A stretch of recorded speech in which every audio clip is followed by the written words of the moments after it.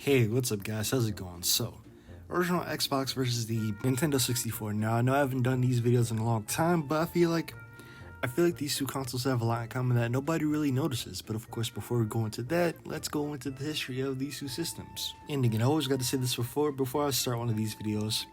We're not comparing to see which is better, which is worse. We're just comparing in general and see what's the same, what's different. I mean, obviously, these are two completely different systems. N64 and the original Xbox don't really, match up at all.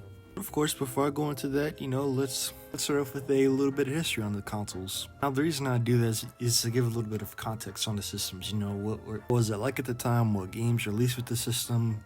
Just to add a little bit of context. Either way, enough rambling for me. Let's get started. Payday, Mitch. I'm proud of you. With this, you joined the American workforce. A rare breed of determined and dedicated quit. Now $129.95 gets you an N64 and a second atomic purple color controller free. The Nintendo 64. Now, at least in my opinion, it's one of Nintendo's best systems. I mean, it's at least that way to me. Sure, if you compare it to the Super Nintendo, the GameCube, all the other consoles, it may not be the best, but to me, it's one of my favorites. Now, I'd say either 1993 or 1994 Nintendo was working on the system, and of course it was going to be a 3D system. Gaming was headed that way anyway, and they sort of had 3D games earlier, well, more like 2.5D games on the Super Nintendo with the FX chip. I mean, how do you think Star Fox right now on the Super Nintendo? And with the FX chip, you would have semi-3D games. I mean, again, Star Fox, Donkey Kong. Although Donkey Kong Country was sort of a different story. They essentially put 3D models and put them in a 2D world, I guess. I know it's not the best way of explaining the history of Donkey Kong Country, so my bad for that. But anyway, back to the N64. So Nintendo worked with Silicon Graphics to sort of get the 3D aspect going on the N64. And I believe Silicon Graphics actually helped make the original Toy Story. I could be wrong, but essentially Nintendo and Silicon Graphics worked together to make the N64. Now, originally it was going to be called the Ultra 64, but of course Konami, they sort of copyrighted that word, so they just called it the Nintendo 64. And again, the Nintendo 64 was being worked on for a while. And unfortunately, while the N64 was being worked on, the PS1 came out. And as you can see by the charts, it did not go well. But of course, the N64 still had some decent games. I mean, it launched with, of course, Mario 64, absolute classic, Pilot Wings 64, and in Japan, it released the third game. Apparently, it's like a chess game, but in, I guess, Japanese. I don't know what it's called. But yeah, that was essentially the third game that released for the N64, at least in Japan. Now, I would say one thing that held back the N64 was, of course, the graphics and the censorship. Number one, the graphics just seem really, I guess, polygonal. And I mean, sure, the PS1 has its problems as well, but the PS1 has more detail. I would say at least. But of course, where it was lacking in graphics, it didn't lack in games. I mean, there was tons and tons of great games that released for the N64. I mean, just look at Rare. I mean, you got Banjo-Kazooie, Conker's Bad Fur Day, Perfect Dark. A ton of great games for the N64, but I feel like that's enough of the N64 for right now. Let's move on to the original Xbox.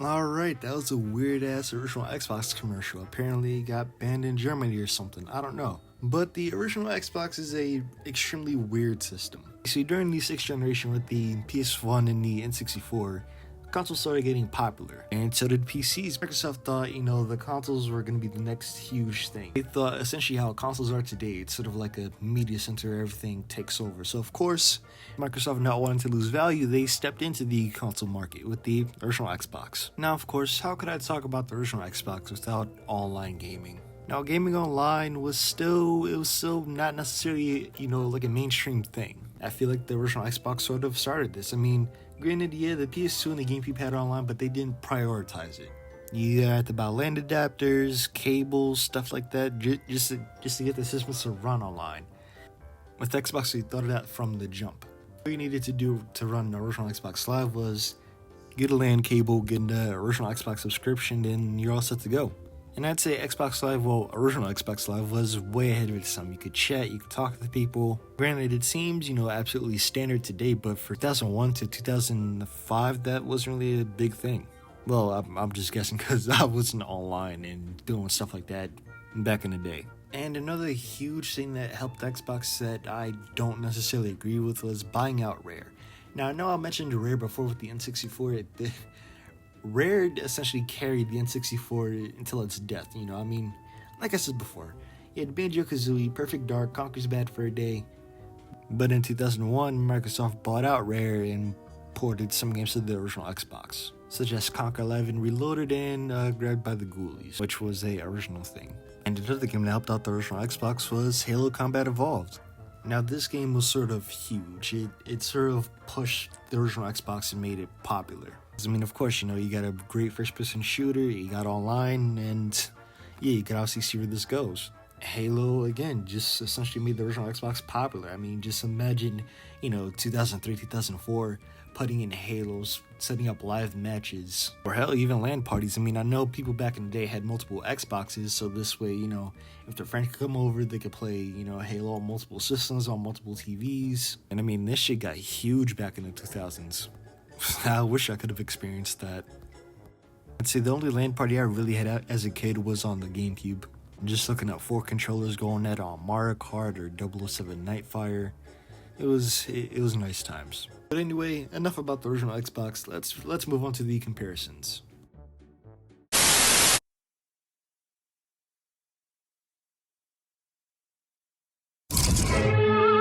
Rockstar Games presents Grand Theft Auto 3.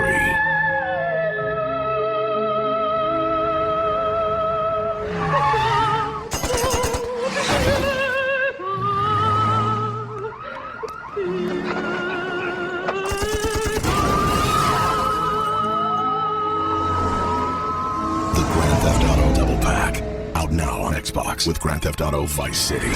Rated M for mature.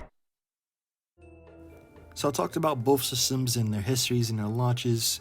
Let's move on to the comparisons and see what these consoles have in common. First off, these are two, underdog systems, you could say. The N64 had to go against the PS1 and the Sega Saturn. Now, the N64 didn't stand a chance, obviously, with the PS1 when it came to sales. Again, if you look at the charts, the PS1 absolutely murdered the N64. So again, it's sort of an underrated system. Now let's look at the original Xbox.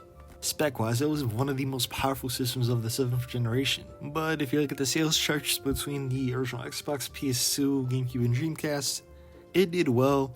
It just didn't go up against the PS2. I would mainly say that because the PS2 ran DVDs and CDs. Of course, I have to say this every time. DVDs were a huge thing in the 2000s.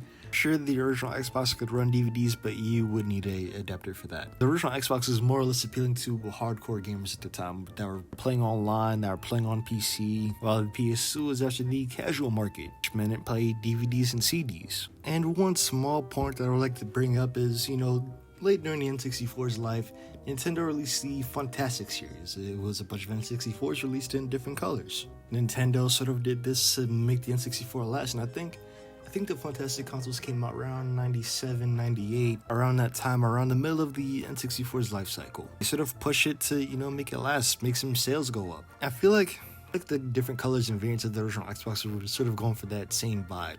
Just check out the different colors the original Xbox comes in.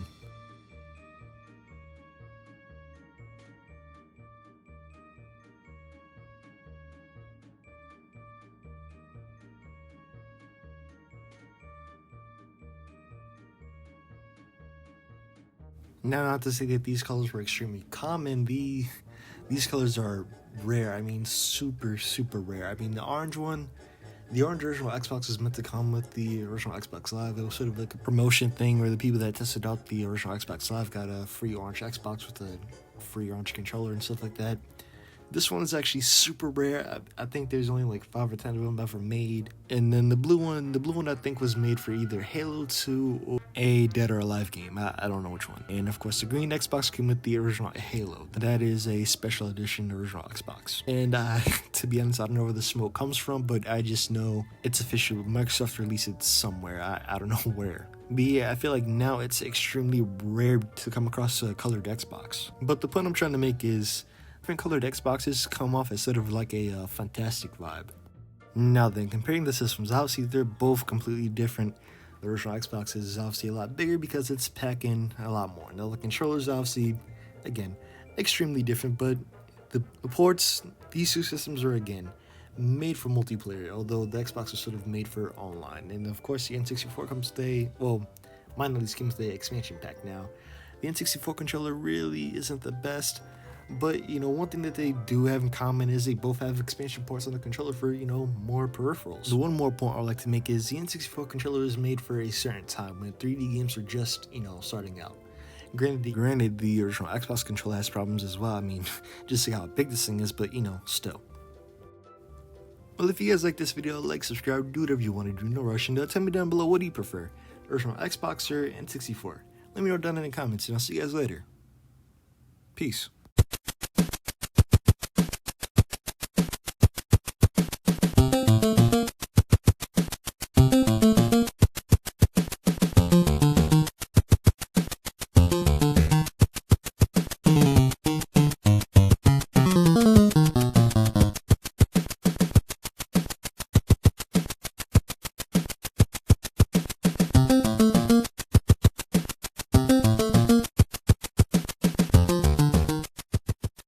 To drink after work every day.